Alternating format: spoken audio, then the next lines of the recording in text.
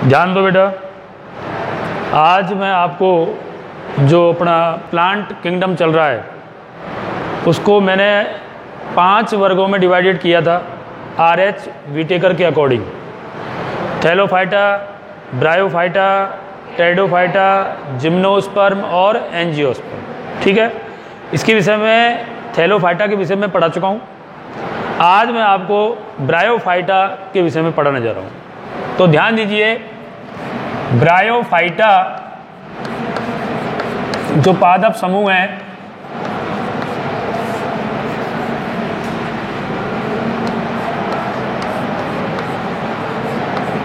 Bryophyta,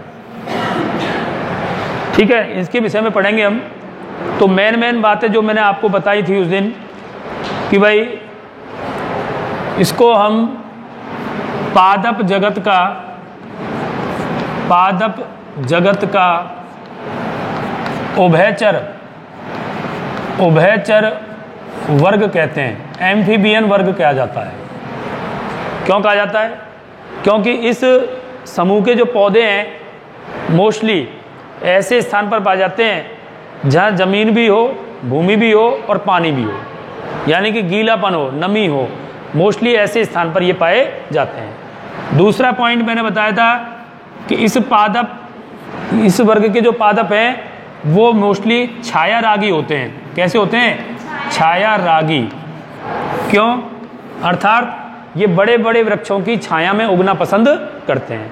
ठीक है। दूसरा ये बताया था कि इस समूह के जो पादप हैं उनका मुख्य पादप शरीर जो होता है वह युग्मकोद्भिद पीढ़ी को प्रेजेंट करता है। युग्मकोद्भिद पीढ़ी को प्रेजेंट करता है, व्यक्त करता है। कौन सी पीढ़ी को? गैमेटोफाइट जनरेशन को प्रेजेंट करता है। क्यों करता है? क्योंकि इस पौधे के शरीर की प्रत्येक कोशिका अगुणित होती है। कैसे होती है बेटा? अगुणित होती है। इसलिए ऐसे पौधे जिनके शरीर की प्रत्येक कोशिका अगुणित हो वह गैमेटोफाइट जनरेशन को अथवा युग्मकोद्भिद पीढ़ी को प्रेजेंट करता है। ये बातें मैंने आपको बताई थी। दूसरा बताया था कि इसका जो शरीर है, पादप शरीर जो होता है वह थैलस के समान होता है। कैसा होता है? थैलस के समान होता है। ठीक है, चपटा होता है, लेकिन इसमें जड़, तना व पत्ती, पर्ण एब्सेंट होती हैं। वास्तविक जड़, तना, पत्ती एब्सेंट होते हैं इसमें, किंतु इसमें जड़ जैसी, पत्ती जैसी रचनाएं पाई जाती हैं। किंतु जड़ जैसी व पत्ती जैसी रचना प्रेजेंट होती है।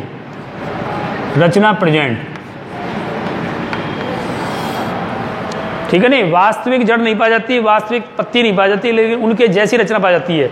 तो इसमें जो जड़ जैसी रचना होती है, जड़ जैसी रचना को मूलाभास कहते हैं। क्या बोलते हैं? मूलाभास या राइजॉइड्स प्रेजेंट होती है। जो थैलस होता है उसके आधारीय भाग से 2 भाग होते हैं, इसका पृष्ठ भाग और आधारीय भाग। ठीक है, 2 ही भाग होते हैं इसके, पृष्ठीय भाग और आधारीय भाग। आधारीय भाग से तंतु रूपी रचनाएं निकलती हैं जिनको मूलाभास कहते हैं, मूल जैसी रचनाएं कहते हैं, क्योंकि ये जड़ों के समान मृदा से, सॉइल से जल और खनिज लवणों का अवशोषण करके पौधे को उपलब्ध करवाते हैं। क्लियर? इसलिए इनको मूलाभास कहा जाए। 5 वर्ग हैं, थैलोफाइटा, ब्रायोफाइटा, टेरिडोफाइटा, जिम्नोस्पर्म और एंजियोस्पर्म। इनमें केवल ब्रायोफाइटा के अंदर ही राइजोइड्स पाई जाती हैं। केवल ब्रायोफाइटा समूह के पौधों में ही मूलाभास पाई जाती हैं और किसी में ये मूलाभास नहीं पाई जाती हैं। इसके विषय में मैंने आपको बताया था। दूसरा बताया था कि इन पौधों में संवहन ऊतक जो होते हैं वे एब्सेंट होते हैं। क्या होते हैं? एब्सेंट। क्योंकि इनमें लंबी दूरी का परिवहन नहीं होता है, क्योंकि थैलस छोटा होता है, छोटा पौधा होता है, पादप शरीर छोटा होता है, लंबी दूरी तक परिवहन की कोई आवश्यकता नहीं होती है। इनमें कम दूरी, एक कोशिका से दूसरी कोशिका तक जो पदार्थों का परिवहन होता है वह परासरण के द्वारा होता है। किसके द्वारा होता है? इनमें लंबी दूरी का परिवहन नहीं होता है, इसलिए इनमें समयानुतक नहीं पाए जाते। ठीक, इनमें एक कोशिका से दूसरी कोशिका तक पदार्थों का परिवहन परासरण के द्वारा होता है। किसके द्वारा होता है? परासरण के द्वारा इनमें होता है। दूसरा आता है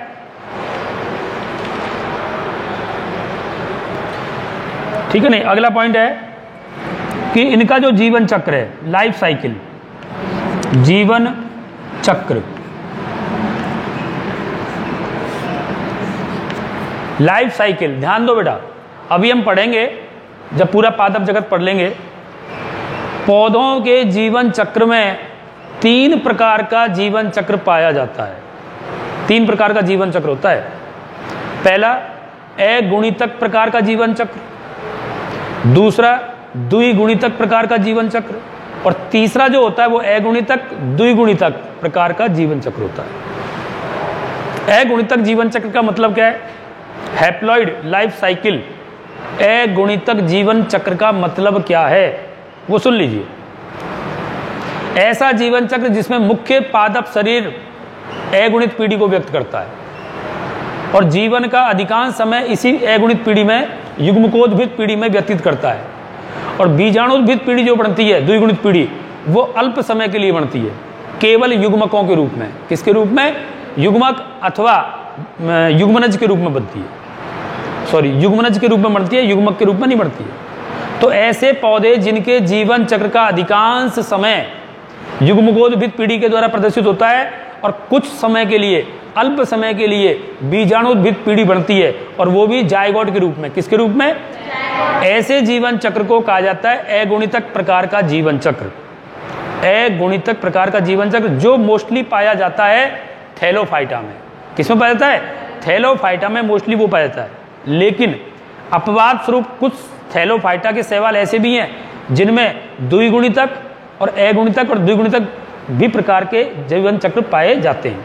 लेकिन हम पूरे शैवालों की बात करें, पूरे थैलोफाइटा समूह की बात करें, तो उसमें अगुणितक प्रकार का जीवन चक्र होता है। अब बात आती है ब्रायोफाइटा की। ब्रायोफाइटा का जो जीवन चक्र होता है वो अगुणितक द्विगुणितक प्रकार का होता है। मतलब क्या है इसका? ध्यान दो, अगुणितक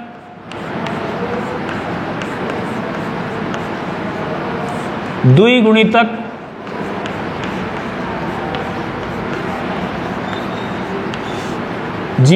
प्रकार का जीवन चक्र, हैप्लॉइड डिप्लॉइड टाइप का लाइफ साइकिल इनमें पाया जाता है। इसका तात्पर्य क्या है? बड़े ध्यान से सुनना, बहुत ही इंपॉर्टेंट है।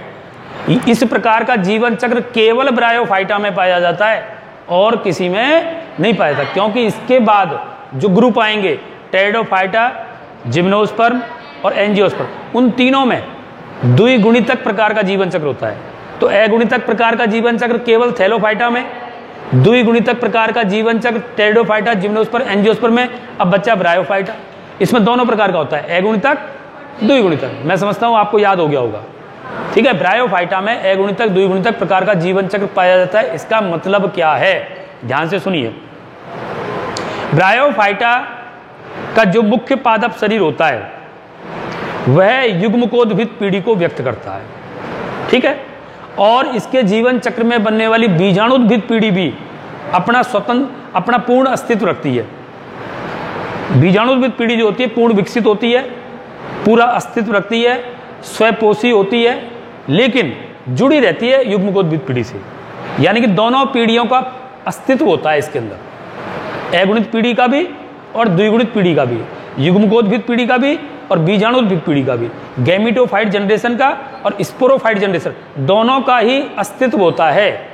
इसलिए इनके जीवन चक्र को अगुणितक द्विगुणितक प्रकार का जीवन चक्र कहा जाता है। क्लियर?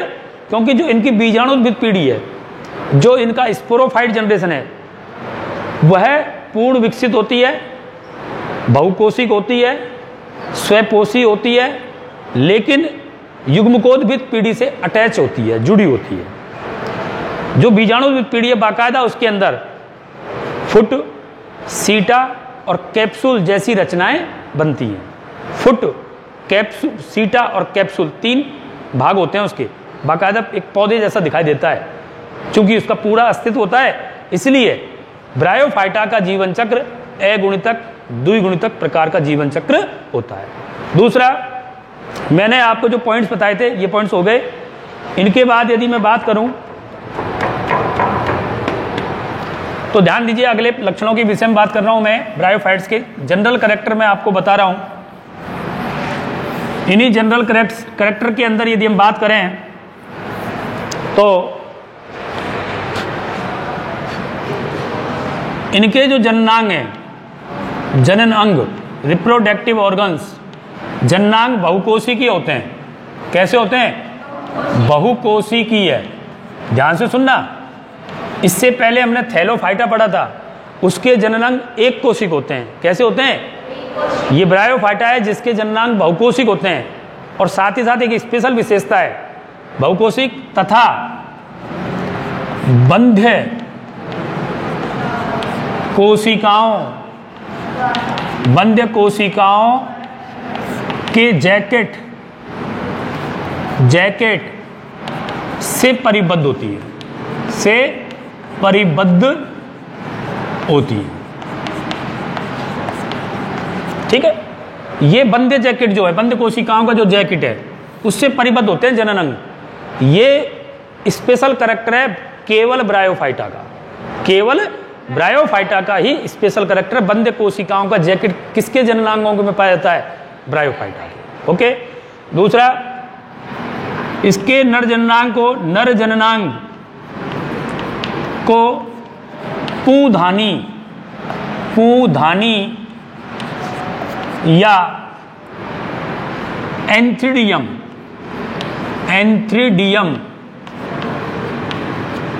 कहते हैं।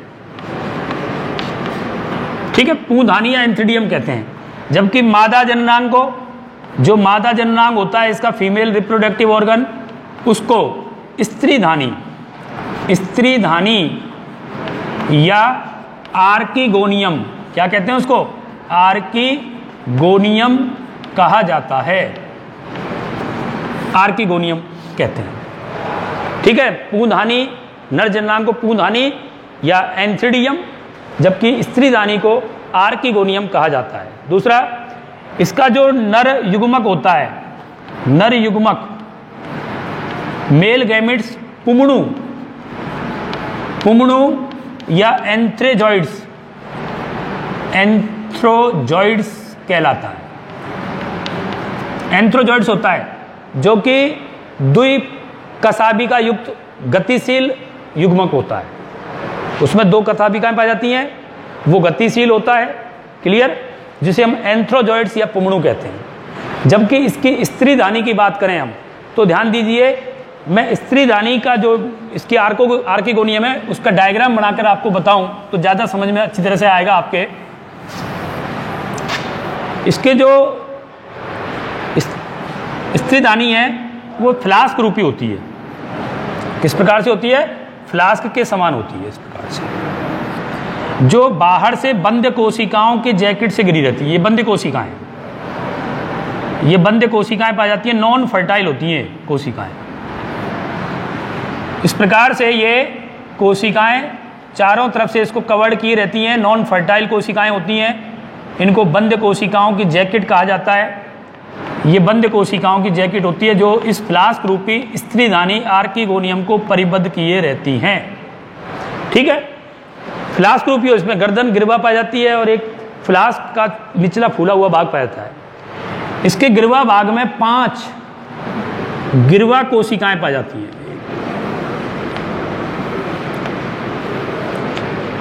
ये 5 गिरवा नाल कोशिकाएं कहलाती हैं। ये कहलाएंगी गिरवा नाल कोशिकाएं, गिरवा नाल कोशिकाएं। ठीक है, और इसके नीचे एक और पाई जाती है, एक कोशिका और पाई जाती है, थोड़ी बड़ी होती है तुलनात्मक, उसे अंडधा नाल कोशिका कहते हैं, अंडधा नाल कोशिका। और फिर इनके बाद सबसे लास्ट में जो फ्लास्क रूपी भाग होता है, उसमें यहां पर लास्ट में बड़ी कोशिका पाई जाती है जो अगुणित होती है, और यह कहलाती है अंड कोशिका। अंड कोशिका, क्लियर? ये अंड कोशिका होगी। इस प्रकार से फ्लास्क रूपी स्त्रीधानी या आर्किगोनियम पाई जाती है, और इनकी आर्किगोनियम में, इनकी स्त्रीधानी में रचना जो होती है फ्लास्क के समान होती है, जिसके गिरवा भाग में 5 गिरवा नाल कोशिकाएं और 1 अंडधा नाल कोशिका, और निचले फूले हुए भाग में 1 अंड कोशिका पाई जाती है। यानी कि जो ये सतह है, पृष्ठ सतह, जो थैलस होता है ब्रायोफाइटा का, उसकी 2 सतह बताई मैंने, अधर सतह और पृष्ठ सतह। स्त्रीधानी और पुंधानी, स्त्रीधानी और पुंधानी पृष्ठ सतह पर पाई जाती है, ठीक है। अब किसी पौधे के, ब्रायोफाइटा के किसी पौधे के जो थैलस है, या तो उसमें स्त्रीधानी होगी या उसमें पुंधानी होगी। अगर केवल एक चीज पाई जाती है, इसका मतलब वो एक लिंगी है। कैसा है? यूनिसेक्सुअल है। और कुछ पौधे ऐसे होते हैं जिसके थैलस में दोनों ही, पुंधानी और स्त्रीधानी दोनों ही प्रेजेंट होती है, उसको बोलेंगे हम उभयलिंगी, द्विलिंगी, बाइसेक्सुअल। क्लियर? यानी कि ब्रायोफाइटा के जो पौधे होते हैं वो एक लिंगी और द्विलिंगी दोनों प्रकार के हो सकते हैं। कुछ एक लिंगी होते हैं, कुछ द्विलिंगी होते हैं, और दोनों जो स्त्रीधानी और पुंधानी है वो पृष्ठ सतह पर पाई जाती है। किस पर पाई जाती है? पृष्ठ सतह। और पृष्ठ सतह पर जो पानी होता है, जल होता है, उस पानी में तैरता हुआ एंथ्रोजॉइड्स, नर युग्मक पुमणु, इस अंडधानी की तरफ आता है, ठीक है। इससे विशेष प्रकार का श्लेष्मीय पदार्थ निकलता है जो उस शुक्राणु को, उस पुमणु को, उस एंथ्रोजॉइड्स को अपनी तरफ आकर्षित करता है। मैंने बताया था इस प्रकार की गति को हम रसायन अनुचलन गति कहते हैं। क्या बोलते हैं? और वो यहाँ आकर इनको नष्ट करता हुआ अंड कोशिका से मिलकर निषेचन करेगा। निषेचन इसके अंदर, अंडधानी के अंदर हो रहा है, इसलिए इसके निषेचन को कहा जाता है आंतरिक निषेचन। क्या कहा जाएगा? थैलोफाइटा जो शैवाल है उनमें बाहरी निषेचन हो सकता है, लेकिन ब्रायोफाइटा, टेरिडोफाइटा, जिम्नोस्पर्म, एंजियोस्पर्म, इन सभी पौधों में आंतरिक निषेचन पाया जाता है, थैलोफाइटा को छोड़कर। किसको छोड़कर? थैलोफाइटा को छोड़कर, ठीक है। इतनी बात मैंने आपको बताई थी। आगे ध्यान दो। अब चूंकि ये जो पुमणु हैं, ये जो पुमणु हैं, इसमें गति करने के लिए 2 कशाभिकाएं पाई जाती हैं, और इन्हीं कशाभिकाओं के साथ गति करता हुआ यहां तक आता है। क्योंकि गति करने के लिए, नर युग्मक को गति करने के लिए पानी की आवश्यकता होती है। बिना पानी के ये गति नहीं कर पाएगा और अंड कोशिका तक नहीं पहुंच पाएगा, मतलब इसमें लैंगिक जनन नहीं होगा। इसी आधार पर एक प्रश्न बोल रहा हूं मैं, ध्यान से सुनना भाई। थैलोफाइटा के जो पौधे हैं वो तो जलीय पौधे हैं, वो तो पाए जाते जल में, लेकिन जो ब्रायोफाइटा है और इसके अगला वाला ग्रुप है टेरिडोफाइटा, वो स्थलीय पादप हैं। लेकिन दोनों की कंडीशन है, दोनों की कंडीशन है, ब्रायोफाइटा और टेरिडोफाइटा के पौधे सीमित क्षेत्रों में ही पाए जाते हैं, स्पेशली जहां जल का आवास होता है, जलीय क्षेत्र के आसपास ही पाए जाते हैं। क्यों? प्रश्न पूछता है कि ब्रायोफाइटा और टेरिडोफाइटा के पौधे जलीय क्षेत्रों के आसपास ही पाए जाते हैं, इससे दूर नहीं पाए जाते, जबकि दोनों स्थलीय पादप हैं। ऐसा क्यों है? इसका आंसर यह है क्योंकि ब्रायोफाइटा और टेरिडोफाइटा में हैं तो ये स्थलीय पादप, लेकिन इनको लैंगिक जनन करने के लिए पानी की आवश्यकता होती है, इसलिए ये जलीय क्षेत्रों के आसपास ही पाए जाते हैं। समझ में आ गई यहां तक की बात? फिर हम बात करें आगे। जो ब्रायोफाइटा होता है उसका जो बीजाणुद्भिद पीढ़ी बनेगी, ध्यान दो बेटा, मैंने आपको एक चीज बताई थी, थैलोफाइटा भी अगुणित है, युग्मकोद्भिद पीढ़ी को व्यक्त करता है, ब्रायोफाइटा भी अगुणित है। इनमें नर युग्मक और मादा युग्मक का जो निर्माण है वह समसूत्री विभाजन के द्वारा होता है, ओके। और निषेचन होता है, निषेचन के बाद युग्मनज बनता है। क्या बनता है? युग्मनज। जैसे ये नर युग्मक और ये मादा युग्मक, इन दोनों के निषेचन से ये द्विगुणित युग्मनज बनता है, जायगोट। ठीक है। अब होता क्या है, जो थैलोफाइटा है वो अर्धसूत्री विभाजन करता है। थैलोफाइटा में तो इसी युग्मनज के अंदर अर्धसूत्री विभाजन हो जाता है और अगुणित कोशिकाएं बन जाती हैं। क्या बन जाती हैं? अगुणित कोशिकाएं बन जाती हैं, उनसे संतति बन जाती है। किसमें? थैलोफाइटा में। किसके अंदर? थैलोफाइटा में। ठीक है बेटा। थैलोफाइटा में के लैंगिक जनन में अर्धसूत्री विभाजन एक कोशिक युग्मनज में ही हो जाता है और उससे बनते हैं अगुणित कोशिकाएं और उन्हीं अगुणित कोशिकाओं से नई संतति बन जाती है। लेकिन जो ब्रायोफाइटा होता है उसमें इस द्विगुणित युग्मनज से पहले बनेगा बीजाणुद्भिद। क्या बनेगा? बीजाणुद्भिद विकसित होता है। इस बीजाणुद्भिद के 3 भाग होते हैं, फुट, सीटा और कैप्सूल। ठीक है। सभी में नहीं होते। जो पूर्ण विकसित बीजाणुद्भिद होता है उसमें तीनों चीज पाई जाती है, लेकिन जो अल्प विकसित बीजाणुद्भिद होता है उसमें कम से कम कैप्सूल तो होगा ही होगा। कैप्सूल तो होगा ही होगा। कुछ में केवल कैप्सूल पाया जाता है, कुछ में फुट और कैप्सूल पाया जाता है, लेकिन जो पूर्ण विकसित बीजाणुद्भिद होता है उसमें फुट, सीटा और कैप्सूल तीनों चीज पाई जाती है। ये एक बहुकोशिक रचना है। क्लियर। और फिर इसके कैप्सूल में अर्धसूत्री विभाजन होता है और फिर यहां पर अगुणित बीजाणु बनते हैं। क्या बनते हैं? अगुणित बीजाणु। और इनके अंकुरण से संतति बनेगी। इनके अंकुरण से बनेगी, बीजाणुओं के अंकुरण से संतति बनेगी। ठीक है। तो ये दोनों में थैलोफाइटा और ब्रायोफाइटा दोनों ही अगुणित हैं। दोनों में नर युग्मक और मादा युग्मक का निर्माण समसूत्री विभाजन के द्वारा होता है। अंतर आता है निषेचन के बाद।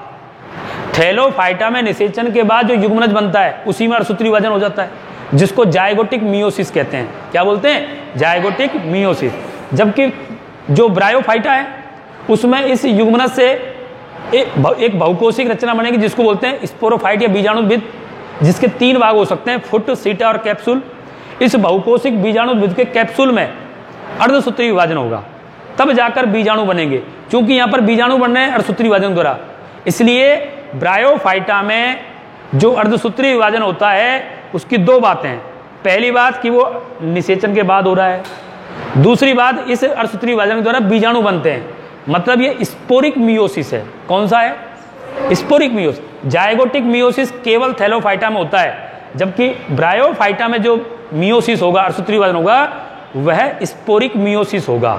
दोनों में समानता क्या है? निषेचन के बाद होता है। ठीक है। तो यहां तक की ये बात समझ में आई आपके?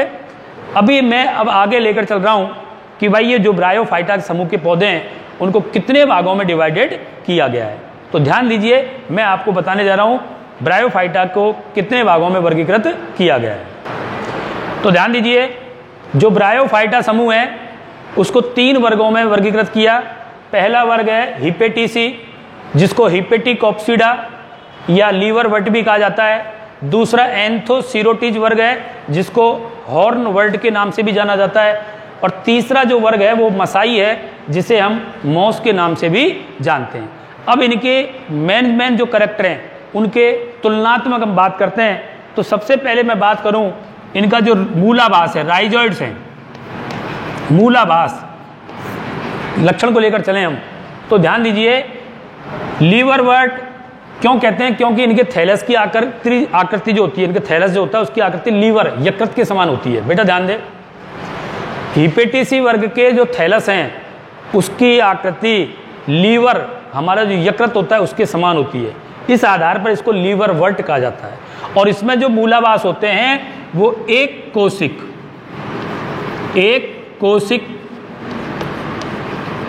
अशाखित होते हैं, जबकि एंथोसीरोटिस जो है ऑर्मट और मॉस, इन दोनों में ही जो मूलाभास है वो बहुकोशिकीय वह शाखित प्रकार के होते हैं। कैसे होते हैं? शाखित प्रकार के होते हैं। मूलाभास, एक कोशिक मूलाभास किसकी विशेषता है? लीवरवर्ट की विशेषता। किसकी विशेषता है? केवल लीवरवर्ट की। दूसरी बात करें हम पर्ण, पर्ण या पत्तियां, पर्ण या पत्तियां, इनकी यदि हम बात करें तो ध्यान दीजिए, पहली बात तो इनमें पर्ण पाई नहीं जाती है। कुछ सदस्यों में पर्ण जैसी रचना पाई जाती है, वास्तविक पत्तियां एब्सेंट होती हैं। ठीक है, वास्तविक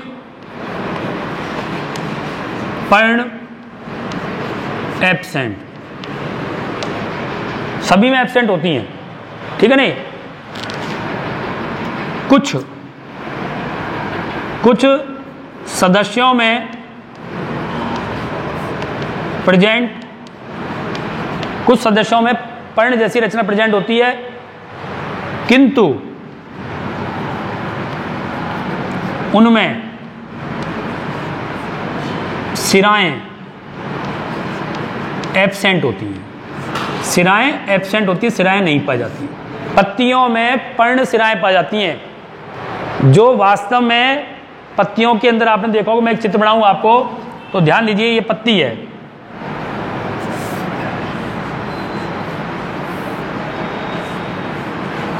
ये एक पत्ती है, इसमें एक मध्य सिरा पाई जाती है और इसकी ये पार्श्व सिराएं पाई जाती हैं। ये वास्तविक सिरा विन्यास है पत्तियों का। इन सिराओं के अंदर जाइलम और फ्लोएम जैसे संवहन ऊतक पाए जाते हैं। जिसके सिराओं में जाइलम और फ्लोएम जैसे संवहन ऊतक हो और पर्ण सिराएं उपस्थित हो, वो वास्तविक पत्ती कहलाती है। क्या कहलाएगी?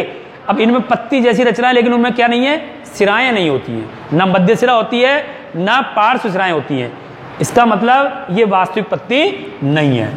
इसी प्रकार हम बात करें एंथोसीरोटिज, इसकी पत्तियों में जो है, इनमें पर्ण होती नहीं है, पर्ण जैसी रचना होती नहीं है, कैसी भी नहीं होती है, वो बिल्कुल एब्सेंट होती है।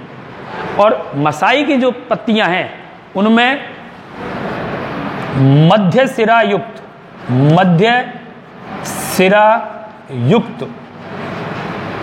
पर्ण प्रेजेंट, इनमें पत्तियां पाई जाती हैं और उन पत्तियों में भी मध्य सिरा पाई जाती है। मध्य सिरा होती है, पार्श्व सिराएं नहीं होती हैं, लेकिन ये मध्य सिरा वास्तविक पत्ती की मध्य सिरा से मिलती जुलती नहीं होती है, उसके जैसी होती है, वास्तविक नहीं होती है, मध्य सिरा होती है, किंतु संवहन ऊतक, उस मध्य सिरा में संवहन ऊतक एब्सेंट होते हैं, यानी जाइलम फ्लोएम नहीं पाए जाते। पत्ती होगी, पत्ती में मध्य सिरा भी होगी, लेकिन वह मध्य सिरा के अंदर जाइलम और फ्लोएम जैसे ऊतक नहीं होते हैं जो वास्तविक पत्ती में होते हैं, इसमें नहीं होते। मैंने कहा कि इस समूह ब्रायोफाइटा में वास्तविक पत्तियां नहीं पाई जाती हैं, पत्ती जैसी रचना पाई जाती हैं, और वो भी केवल किस में? एक तो लीवरवर्ट के कुछ सदस्यों में और एक आपके मसाई के सदस्यों में। एंथोसीरोटिज वर्ग के सदस्यों में तो पत्तियां होती नहीं है, पत्ती जैसी रचना भी नहीं होती है। फिर बात करें हम इनके सल्क की, स्केल्स, सल्क जो होते हैं, ब्रायोफाइटा के जो थैलस होता है उसकी दो सतह बताई मैंने आपको, अधर सतह और पृष्ठ सतह। पृष्ठ सतह वो होती है जो आकाश की तरफ होती है, अधर सतह वो होती है जो जमीन की तरफ होती है। ओके, इनके कुछ सदस्यों में पृष्ठ सतह के ऊपर सल्क पाए जाते हैं, स्केल्स पाए जाते हैं, और ये सल्क जो होते हैं इस थैलस में से पानी को या नमी को बाहर जाने से रोकते हैं। ओके, लेकिन सभी सदस्यों में नहीं पाए जाते, कुछ में पाए जाते हैं और कुछ में नहीं पाए जाते। जबकि निचली सतह पर मूलाभास पाए जाते हैं। क्या पाए जाते हैं? तो ध्यान दो, पृष्ठ सतह पर दो चीजें बता दी मैंने, एक तो सल्क प्रेजेंट हो सकते हैं, दूसरा पूंधानी और स्त्रीधानी भी पृष्ठ सतह पर ही पाई जाती है। पूंधानी और स्त्रीधानी भी पृष्ठ सतह पर ही पाई जाती है। तो ध्यान दो, सल्क की यदि हम बात करें तो इनमें प्रेजेंट होते हैं, लीवरवर्ट में प्रेजेंट होता है सल्क ऊपरी सतह पर, पृष्ठ सतह पर, जबकि इन दोनों के अंदर ये सल्क नहीं पाए जाते। हॉर्नवर्ट और मॉस, इनके थैलस की पृष्ठ सतह पर सल्क नहीं पाए जाते, केवल लीवरवर्ट की सतह पर ही सल्क पाए जाते हैं। तो ये एक स्पेशल प्रश्न बन गया कि ब्रायोफाइटा के किस वर्ग के पौधों में किस वर्ग के थैलस में सल्क पाए जाते हैं? उत्तर होगा केवल लीवरवर्ट, हिपेटिकॉप्सिडा या हिपेटिसी वर्ग के थैलस में ही सल्क पाए जाते हैं। फिर आता है इनका जो बीजाणुद्भिद है, स्पोरोफाइट, बीजाणुद्भिद स्पोरोफाइट के भाग कि कौन कौन, मैंने बताया एक बीजाणुद्भिद के 3 भाग हो सकते हैं, फुट, सीटा और कैप्सूल। लेकिन ये तीनों भाग सभी के बीजाणुद्भिद में प्रेजेंट हो ये जरूरी नहीं है। अब किस वर्ग के बीजाणुद्भिद में कौन कौन से भाग होते हैं ये एक तुलनात्मक अध्ययन बनता है। तो ध्यान दो, जो हिपेटिसी वर्ग है उसके बीजाणुद्भिद में केवल कैप्सूल प्रेजेंट होता है, केवल कैप्सूल प्रेजेंट। मतलब हिपेटिसी लीवरवर्ट का जो बीजाणुद्भिद बनेगा उसमें फुट और सीटा एब्सेंट होंगे, केवल कैप्सूल होता है। क्या होता है? केवल कैप्सूल। लेकिन इस लीवरवर्ट का एक अपवाद है, एक उदाहरण है जिसका नाम है मार्केंसिया। क्या नाम है उसका? मार्केंसिया। लीवरवर्ट के बीजाणुद्भिद में मोस्टली कैप्सूल पाया जाता है, फुट और सीटा एब्सेंट होते हैं, किंतु इसी वर्ग का एक सदस्य है मार्केंसिया, उसके बीजाणुद्भिद में तीनों चीज पाई जाती हैं, फुट, सीटा और कैप्सूल। यह अपवाद हो गया। तो पूछ सकता है कि लीवरवर्ट के किस सदस्य के बीजाणुद्भिद में तीनों भाग पाए जाते हैं? फुट पाया जाता है, सीटा पाया जाता है और कैप्सूल पाया जाता है। उसका उत्तर है मार्केंसिया। क्या बोला? मार्केंसिया। इसी प्रकार यदि हम बात करें इसमें हॉर्नवर्ट में, इसमें पाद और कैप्सूल, फुट बोले तो पाद व कैप्सूल प्रेजेंट होते हैं। इसमें सीटा नहीं पाया जाता। जबकि मॉस जो होता है सर्वाधिक विकसित बीजाणुद्भिद मॉस का होता है, जिसमें तीनों प्रेजेंट होते हैं, पाद, सीटा व कैप्सूल प्रेजेंट, कैप्सूल प्रेजेंट। यानी कि पूर्ण विकसित जो बीजाणुद्भिद है वो किसका है? मसाई का। मॉस के पादपों का जो स्पोरोफाइट होता है वो पूर्ण विकसित होता है और उसमें तीनों भाग पाए जाते हैं। ठीक है, अब बात करें इसके उदाहरणों की बात करता हूं तो मैं ध्यान दीजिए उदाहरण। लीवरवर्ट के 2 उदाहरण, एक तो है रिक्सिया और दूसरा उदाहरण है मार्केंसिया। ठीक है, मार्केंसिया के विषय में बताया कि इसके बीजाणुद्भिद में तीनों चीज पाई जाती हैं। जबकि एंथोसिरोडिज का उदाहरण है एंथोसिरोज और दूसरा उदाहरण इसका है आपके नोटोथाइलस,